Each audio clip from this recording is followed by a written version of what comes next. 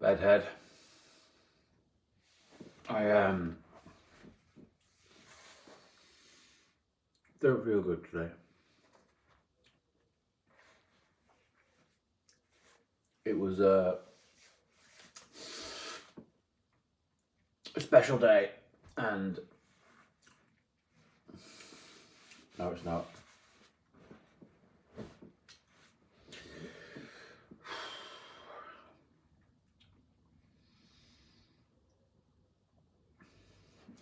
I never really was taught any like coping strategies for anything. I've never really shown anything.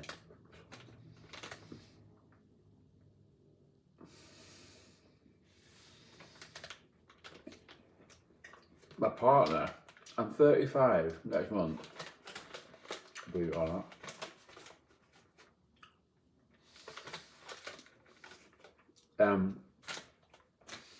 I didn't know that toilet brush was for cleaning the toilet.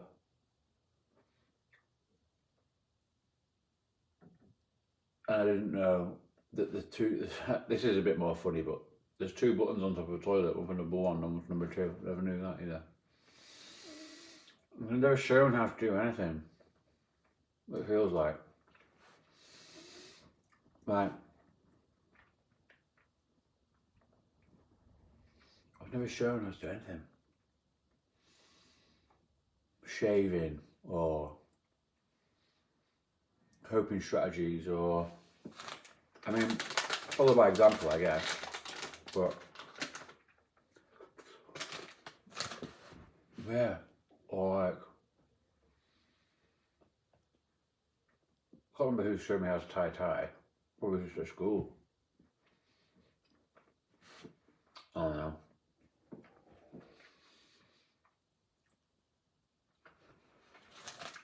Escapism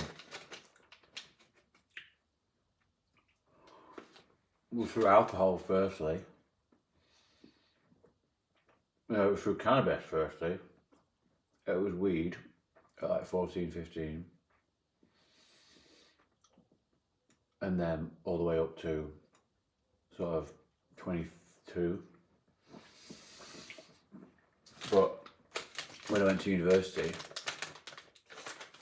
that's when I started drinking and doing more drugs. Yeah, pills. Did quite a lot, not quite a lot, but used to go to like Sankey's, which is like a big house club in Manchester. But I was involved in all that scene, doing clubs and parties and Ibiza.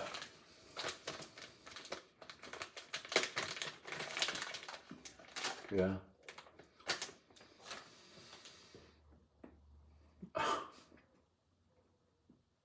Selling pills in Ibiza. It wasn't really selling pills, it was like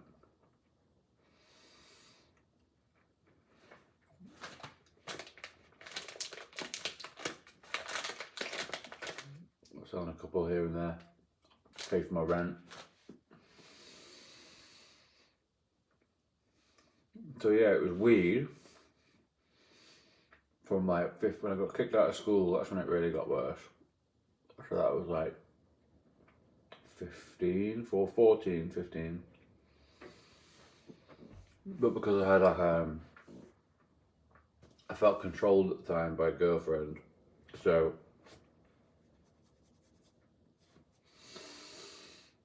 I didn't go out, which in hindsight actually kept me safe. So I'm not sort of resentful about that at all now. I was at the time. Yeah, it kept me alive, I think. Because I was wild. I was Jake Paul before Jake Paul had pubes. I was wild child, ADHD kid. Bloody hell, you knew I was. You heard me before you saw me. Yeah, real big character. Teachers used to hate me. They went out of the way to show it at school.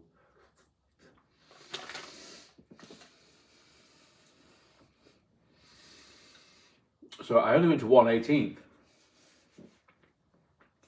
Properly drinking. Missed out on all like the holidays and stuff, but it was a good thing. I mean, obviously not, but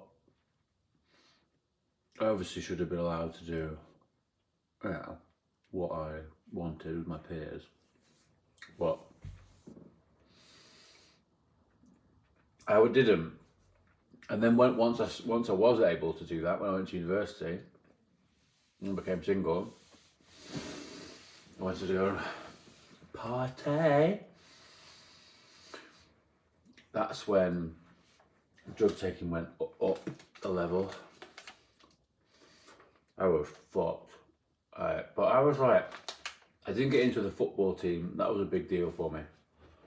That hurt. Broke up with my long-term girlfriend because I didn't want to be controlled at uni. I didn't get into the football team.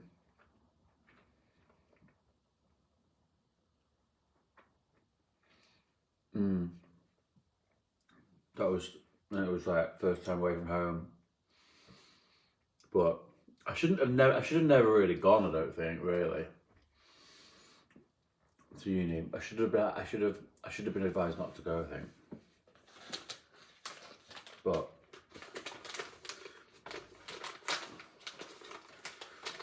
I didn't really have a choice. Not really. Got to get those crumbs. Wasting good chocolate.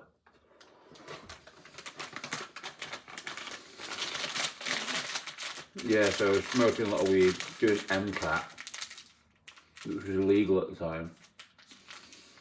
Loads of it. The most I ever stayed awake for consecutively was 4 days. Started on the Tuesday night at Everton game.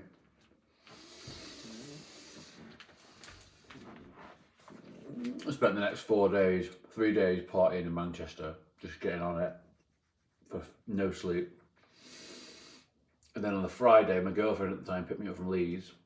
I went to a party called Cheese, where it was all cheesy music and everyone dressed up at our student, what's it called?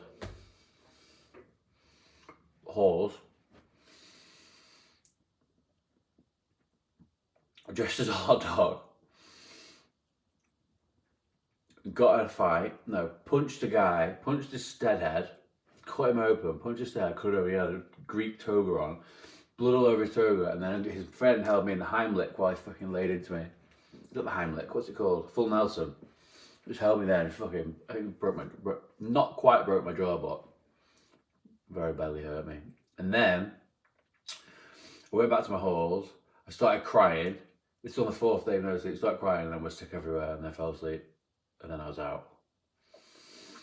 But like some wild shit happened as well. Oh my God, some wild, weird stuff happened. One time in first year as well, I ended up, there was a guy that was on Big Brother called Rodrigo, some Brazilian fella. This story is ridiculous. I forgot about this. And we always used to see him on nights out, and we knew, because he was a gay lad, we knew that if we were friendly with him or whatever, like not like, we just knew if we talked to him and stuff on the night out, that he would buy us drinks. And we used to see him quite a bit, so it happened quite a bit. You know, like called Joel, yeah. I don't know what he's doing now. Anyway, and I think this was like the second day of no sleep. It was like a Thursday night. I think I've been awake for like maybe 2 days. Was fucked, properly fucked.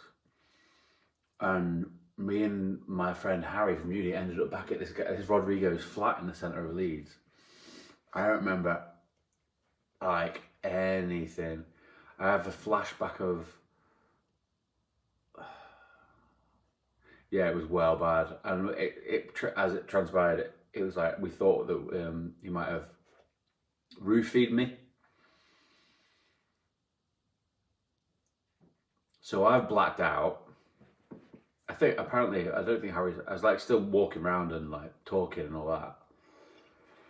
But then had my mate Harry fucking saved me. He's like, no, we need to go. So he got me out of there, and then we couldn't get a taxi because the ice was so bad in Leeds. So we had to walk back. My motor skills were completely fucked. I kept slipping on the ice. Wearing like All Saints boots. I remember wearing All Saints boots walking back. I was like, oh my god, it's so grim. And then I got back. It must have been like obviously like the next day, so maybe like 10 in the morning. And then I fell asleep and I didn't wake up the next day. But the next day we had an exam, and my friends were like banging on my friends at the time at uni were banging on my door trying to wake me up, and they could just see my legs hanging off, still with my boots on top of the bed, just hanging off the side of the bed through the window. We just didn't wake up at all, and then I obviously failed the exam because I didn't go to it because I'd been in fucking Rodrigo's flat and roofied, possibly. More than likely, I was just absolutely, completely fucked. And hey, my mum had to pick me up because I was so fucked after.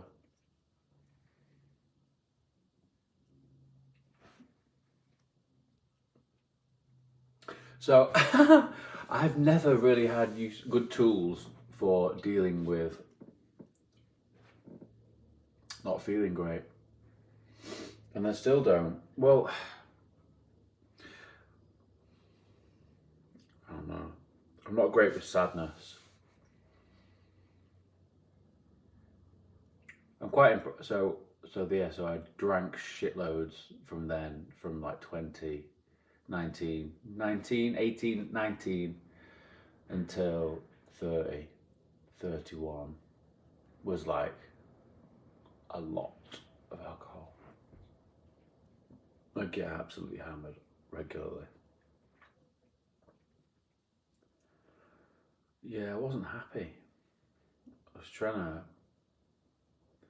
escape. Like, I'm not good with death. Don't like death. And quite a few people died. I don't like it. I know no one likes it, but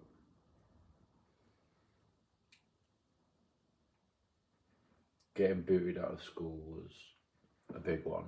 I had a repressed memory for 15 years. I'd have it numerous times a week. It bothered me. And that sent me off the rails, really. Because I was turning it around. I went to a posh private school, and they fucking hated me there. And I just started turning it around. Like I was on report all the time, but I was finding that I enjoyed being on report because I got in less trouble.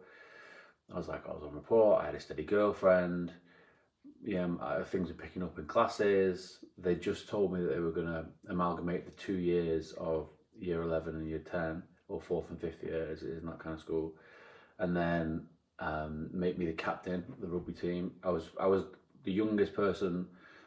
There was 3 of us from my year. We were the youngest people to play with the sixth formers, play football, and we were in the second 11.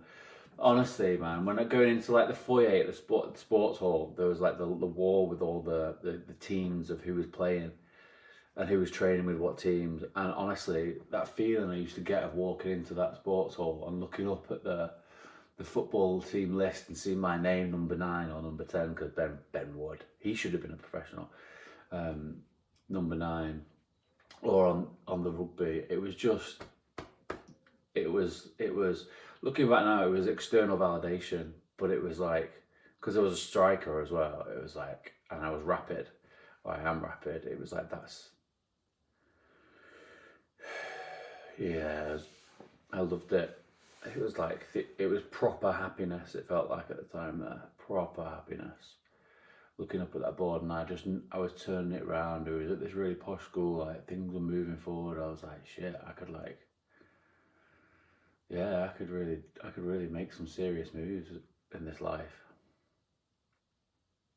And then yeah, literally a week later, I was gone. Yeah, and the guy that the teacher that sort of got us all into trouble, because the 3 of us got kicked out, he sort of was quite underhand, and his house, a thatched house, ended up burning down literally like a year later. Scary. That's the fear of God. That's scary karma.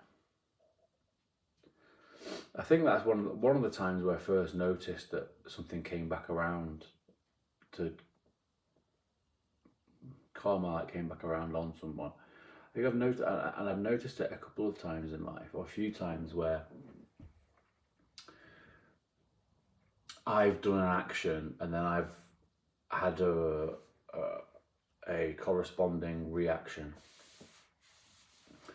And that was probably the first time I noticed it with something big like that. But yeah, going back to what I was saying, I'm sure there's a lot of schoolboy athletes that shoulda, woulda, coulda, myself included. Ben Wood, yeah, so good at football. So I realised something happened to him. You saw there was a lad in our school, and he ran over his brother on a massive lawnmower, cut his arm and leg off, and my friend saw it, and it just obviously just shook him to his core. Never was the same after that, but he was such a good footballer. I was quite tough on him actually, because he just turned into a hermit, and I was like, come on, trying to shake him into action, saying, what are you scared of? Like, come on. Being probably a little insensitive, to be fair. So, Ben, if you see this, apologies. I just because I loved you, mate. It's the truth, and I hate seeing people that I care about waste their potential. Same with my friend Miles. Both two of the best footballers I've ever played with.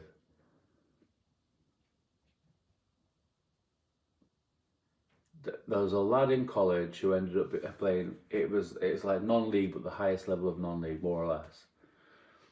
So he'd been paid for years.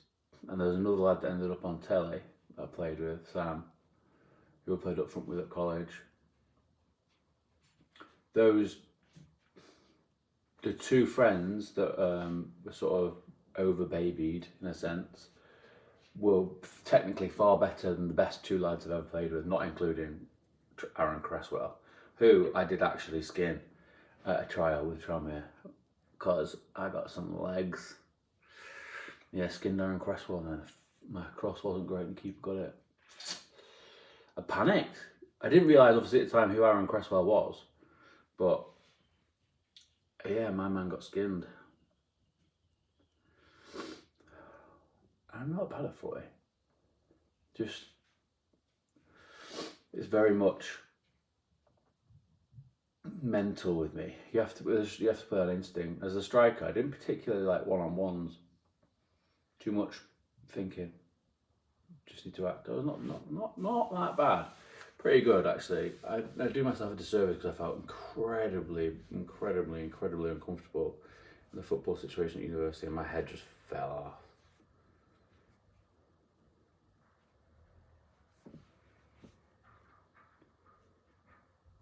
Where?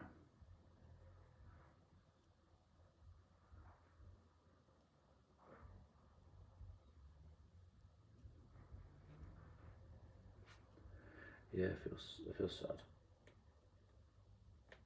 There's definitely a link between how I'm feeling and these videos.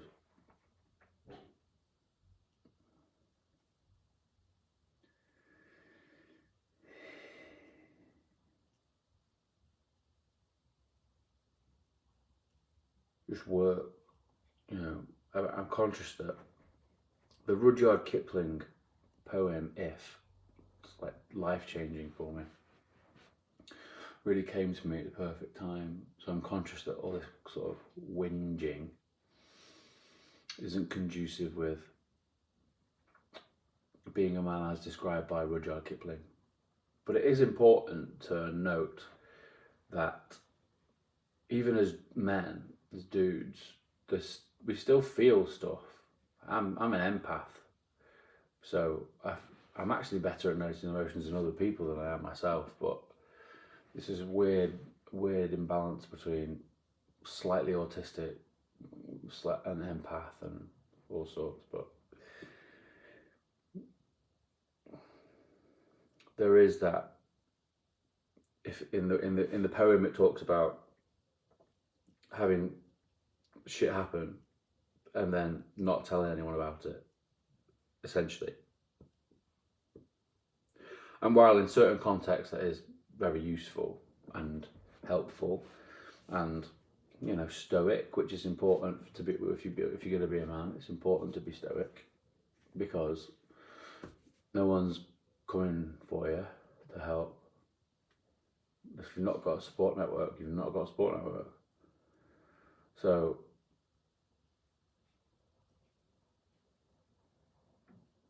that tight upper lip, what's it called, tight upper lip, where you don't say anything, there is credence in that, but there's also an acknowledgement that even as men, you do feel stuff, like, and that's normal and good and okay, and especially when it's like, I describe it as a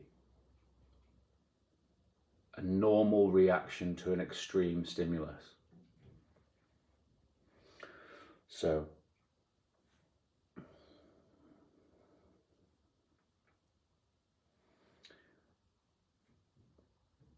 we've all got shit, because if you don't talk about it and you hide it away, you end up getting stuff like dementia and Alzheimer's. Like there's definitely a link. Tight upper lip. Is that how it was? Is that the phrase? So it is important. I think it's just in what context. I don't think that if you're in a relationship and you're having, you know, marital troubles, not, you know, a good example because there's lots of people in relationships. One of the worst things that you can do for your relationship is then go and vent to friends about it, because your one-sided rendition, whilst upset, especially if they're close friends, is going to worry them and make them feel protective. So then that has a knock-on effect, because they only see the bad side. So then your friends have just got a warped perception of who your partner is. I've had this so many times. I've been in, like, how many relationships? Long-term relationships have been 4 long-term relationships, and that has been a theme in most of them. 5, sorry. So while I appreciate that for someone with 4 failed long-term relationships, it might not transpire that I'm the best person to give relationship advice, but you learn from your mistakes. So I figured that one out anyway. But yeah, I am in a funk today. I just feel sad.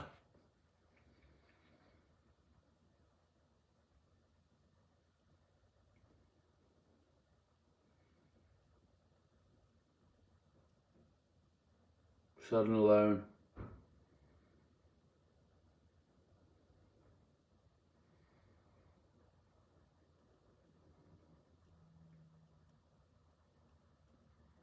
That's one thing that happens when you shake up your life and, like, redirect it. Things and people fall off. And then there seems to be a lull period prior to the next chapters starting, where, you know, your doors are closing.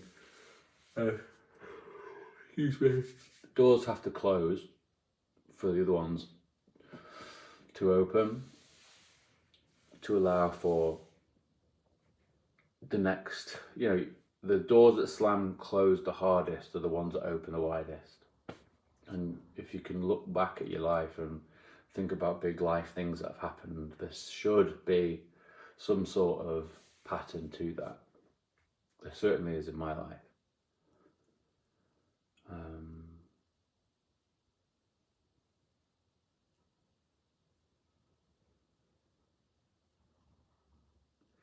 But yeah, I've just been asleep. I don't normally sleep in the day, but proper.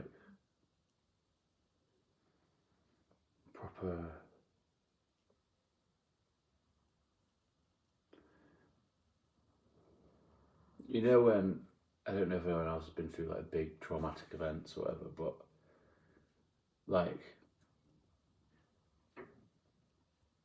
just knock the wind out of your sails really bad. And I just want to get my head down and work hard and work smart, not hard. But I want to work hard as well. I enjoy working hard.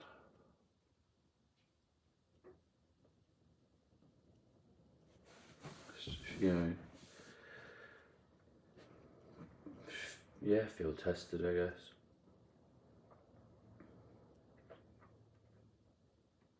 I've been so far down the self-development rabbit hole and like got so like raring to go and like excited about, you know, my projects, that not external forces sort of being the ones that are curtailing that sort of development that I'm so like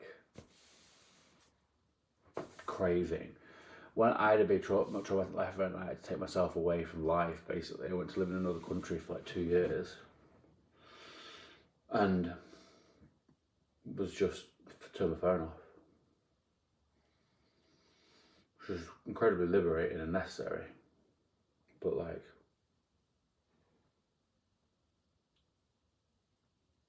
for like, it's just external. I've just been planning and planning and planning and not been able to do anything, whether we were in the wrong country or the wrong situation. And yeah, it's just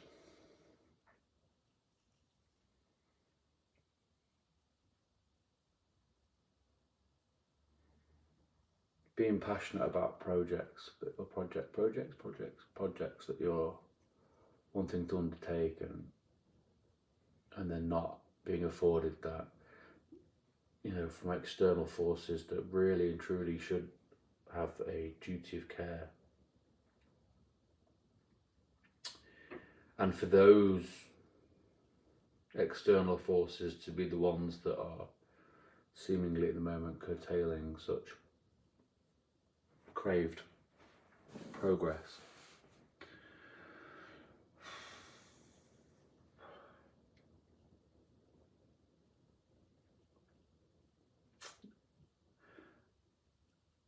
Breaking my heart, to be honest. Yeah, like a lot.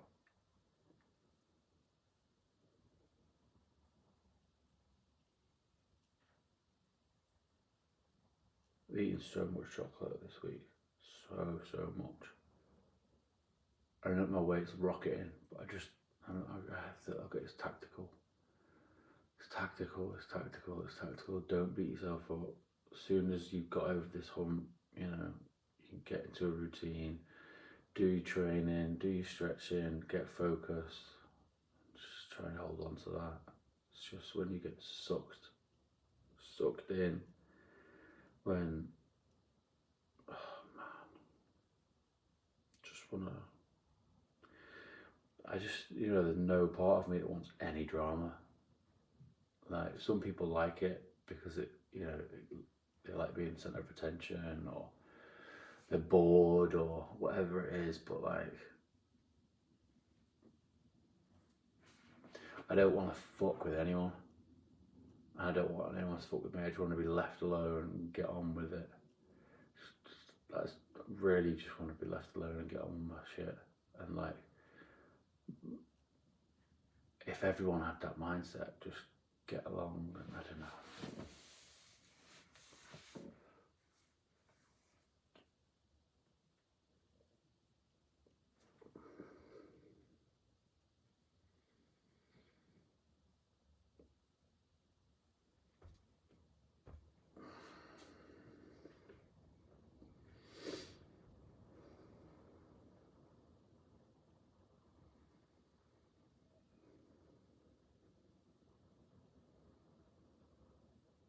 I thought like a year ago, like longer probably, that it was like, you feel like a caged animal, and so you just want someone to open the door and like, just go sprinting off into the achievement sphere. Like just let me. I just feel like I feel like a caged animal. Yeah, that's a really good way of putting it.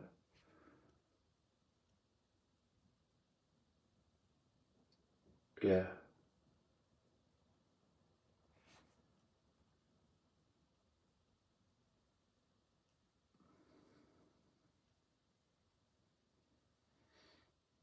You know, haters is projected jealousy.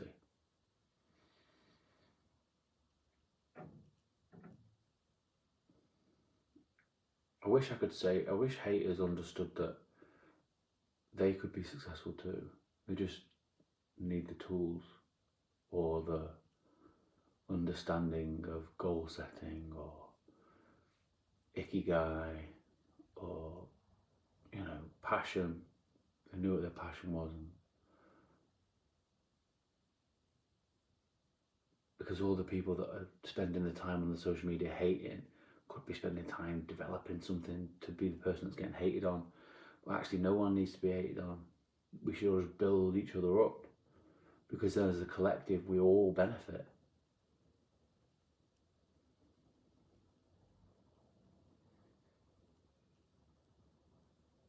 But that we don't live in a situation where people build. Americans seem to be a lot better at that. In the States, they build people up. England, we seem to build them up to cut them down.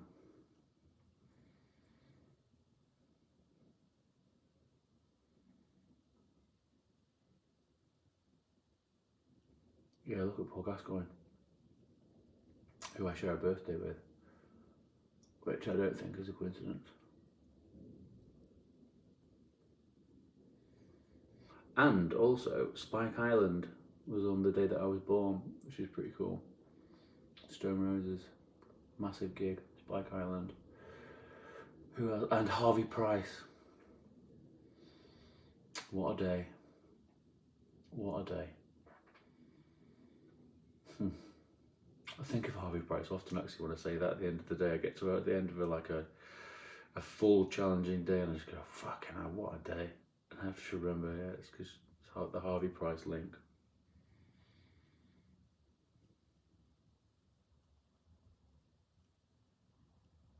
Oh, what a day.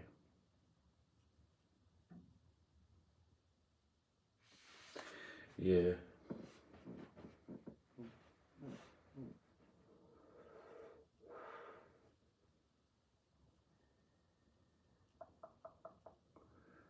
Media's not terribly helpful, is it, with stuff like that?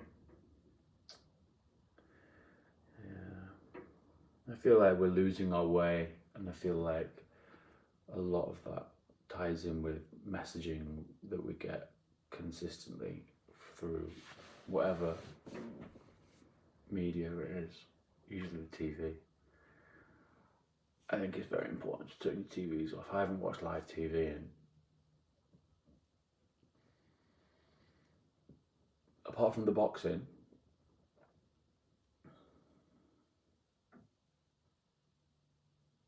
like, years. And you just become detached to it. I realised that not watching the news and stuff, I keep up to date with politics a bit, but not watching the news and turning off the TV, I realised that you're going to hear about all the big stuff that happens anyway. So there is very little benefit, depending on what your goals are, to sit in front of the TV. And actually, it definitely warps people's brains. I have neighbours, right? And what my neighbour called me a misogynist the other day. And I've never spoken to her, really. I gave him a bottle of wine when we moved in because we made a lot of noise on the renovation. I borrowed a box of matches and I said hello over the fence. And that's the only like,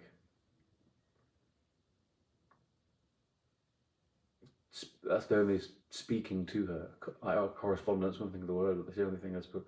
She called me misogynist. I was just like, I didn't even take it personally. I was like, you have absolutely there's nothing to base that on. How would you possibly know that? So, but normally when someone would hear that, they'd probably take it personally and then they'd be engaged into an argument about how they weren't one.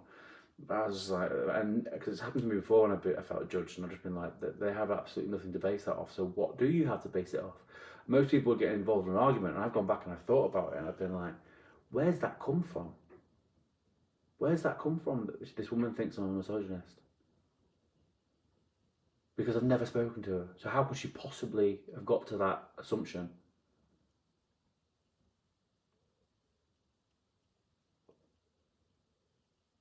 Rhetorical question, I guess, in a way. But like, it must be the TV. Must be messaging. There must be ideas from the telly.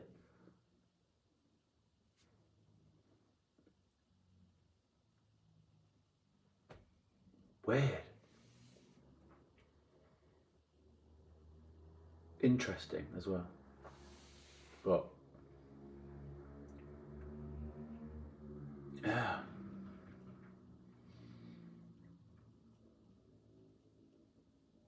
Head scratcher. That one. So it must be presumptions she's made from the ideological labels attached to image. So if she sees me wearing a tracksuit or whatever, then that means that people that wear tracksuits are a certain way. So because I have 2 dogs and wear tracksuits, then she's formulated an opinion based on what she thinks other people who have dogs and tracksuits are like, and box probably. I probably get very judged for liking boxing. Yeah, people make really quick judgments based on image nowadays. It is weird because you can. I don't mean to sound judgmental, but there is definitely interesting. If you see a BMW driver, you kind of know what they're going to be like.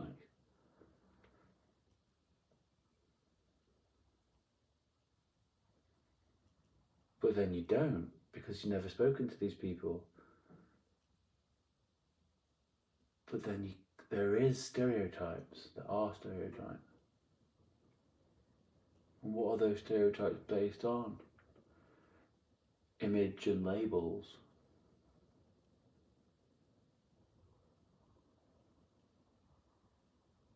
Interesting. Because there are certain things. I used to say that Ibiza was a place where beautiful people do not so beautiful things. It's very image focused, image based, type narcissistic almost types of people.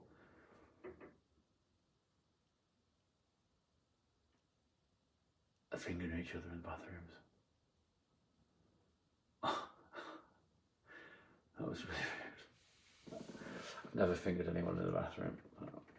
Or been fingered in a bathroom. To my knowledge, Rodrigo. It's not funny. That's not funny. Oh, sorry. Right.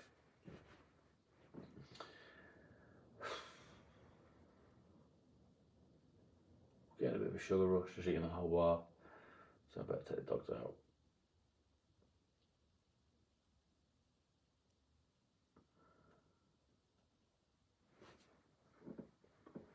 Won't be fighting in May now.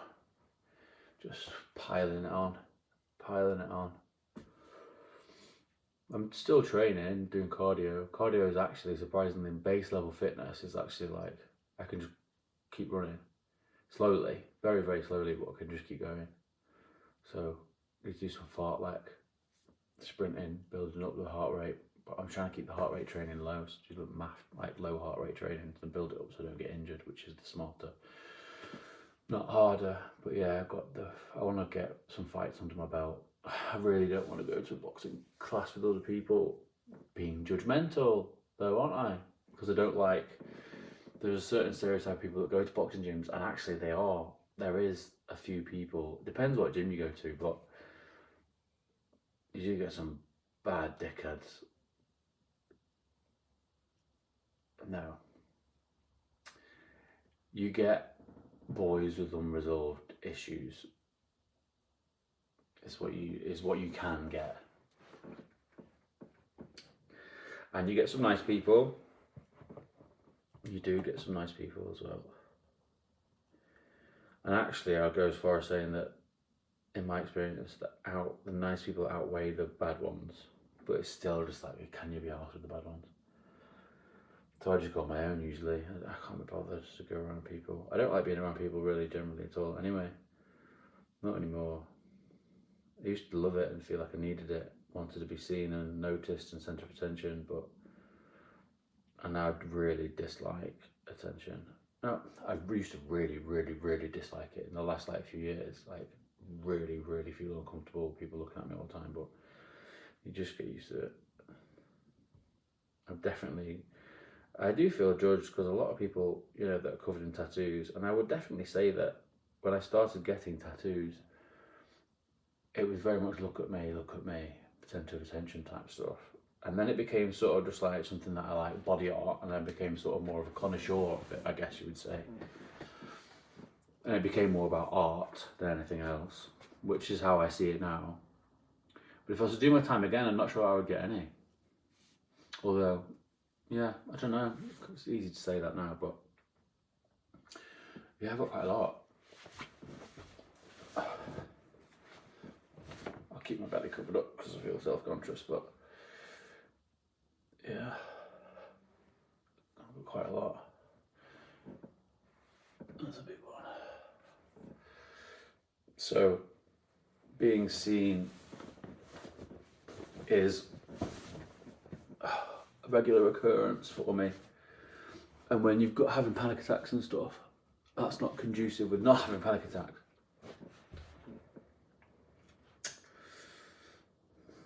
But yeah, I don't like being seen. But it's just that it can stared at, but you just get used to it. Some people are intrigued, I guess. Yeah. In training for being famous, maybe. I felt like that a long time. Someone described me as famous once years ago. I met someone's mum at a party. Sounds weird. I said, "Oh, I'm Adam." She said, "Oh, Adam Devon." She said, "Oh, you're famous." And I went, "Ha ha, infamous." She went, "Ha ha." Both pissed. But yeah. Just before the internet thing boomed, so I'm very grateful for that, because otherwise all of my ridiculous antics would have been caught on camera and aired on what they call it, TMZ. So hopefully, when this caged animal finally gets released into the wild, and I do go on to achieve and help other people achieve as well, mutually beneficial goals, and things start, getting exciting quite quickly, I imagine. Well, it's going to happen. Like it or not at this stage. And again, I don't want to do it for anything like that, because I actually feel incredibly uncomfortable being the centre of attention. But sometimes your destiny is your destiny. So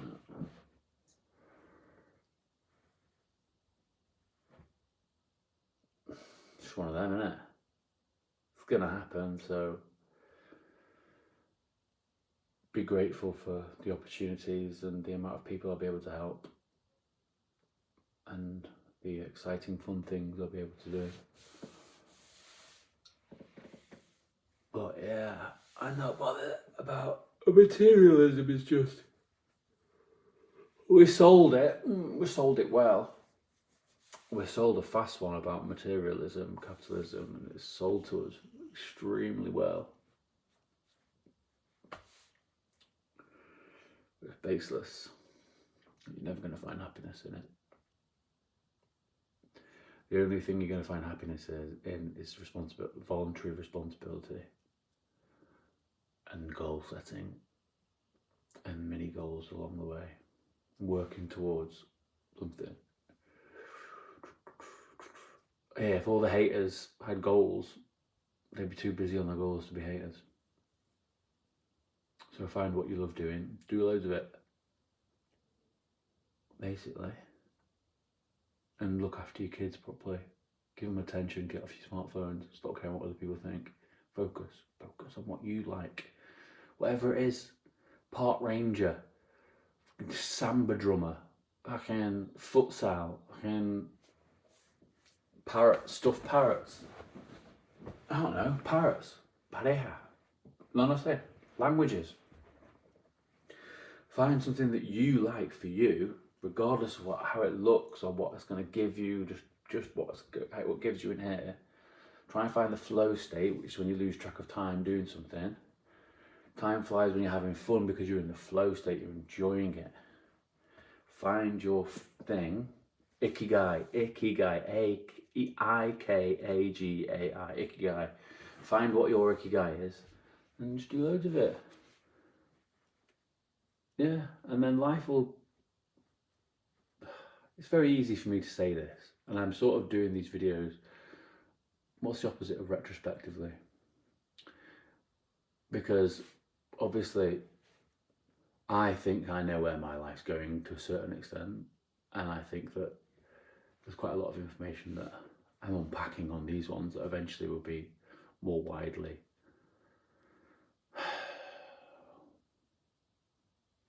accessed. So yeah, man. Social media. Comparison is the thief of joy. So get off social medias and turn the TV off. Find a book about something that you really find interesting. Just go and follow your intuition about whatever it is, any topic in the world. What's something you've always wanted to try? What's something you've always thought, well, that's quite cool, but you never did it because you didn't want to look silly? Warhammer, for something, you know, a lad that I know, like Warhammer, I was like, that's really cool. That's a really niche hobby. I like it. There's another guy that I met, the electrician, who's into rally go-kart racing. So cool, really niche. You go for it, man. You fucking do that shit and do it because you love it. I met another woman that does Morris dancing. Oh, that's well cool. That's so niche. And it's cool because the people that are doing it don't care about how it looks or how it whatever. They just do it because they like it. It's niche. They're not following. They're following in here. They're not following someone else. So, what's the thing that you've always fancied trying? Boxing was my thing. That's why I started it late. What's your thing that you've always wanted to try? Go and try it. Or if you feel too self-conscious about trying it, start watching YouTube videos about it. That's a really good spot rather than a book. Find the YouTube community of the thing that you've always wanted to try, and just start watching and get engrossed and set up a playlist on YouTube and save the videos to your playlist called rally driving, for example, was one of mine. Or wrestling. Well, wrestling's a huge passion of mine. So, well, the old stuff anyway. So, yeah, like that's well niche, isn't it? 2000s WWE. I'm not saying that because that's well cool, because probably actually it would resonate with something that was extremely uncool. But it's because it's just my thing. That's what I'm trying to get across in this messaging. Find your parrot, find your wrestling, find your YouTube community, make a playlist about the thing, just start taking in the content, just figure out how you might be able to try it, or just start watching stuff about it. But not because how it looks, not because what it's going to give you, not how it's going to make you feel, not how it's going to make you look, how it's going to make you feel. And that, ladies and gentlemen, is the best advice I think that I've given on this channel so far. And I called it this channel again, because this is my channel.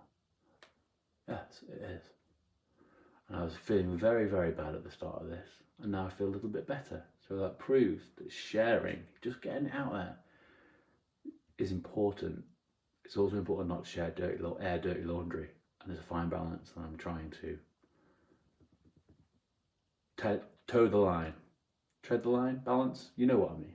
So, Rudyard Kipling, if, and then speak about problems, open up, don't bottle it in, because you might end up with Alzheimer's like my granddad, because he's always bottled stuff in. And then, yeah, find what you like and do loads of it. And I really need to wait. I really need to go and walk the dogs. Thanks for listening, Internet.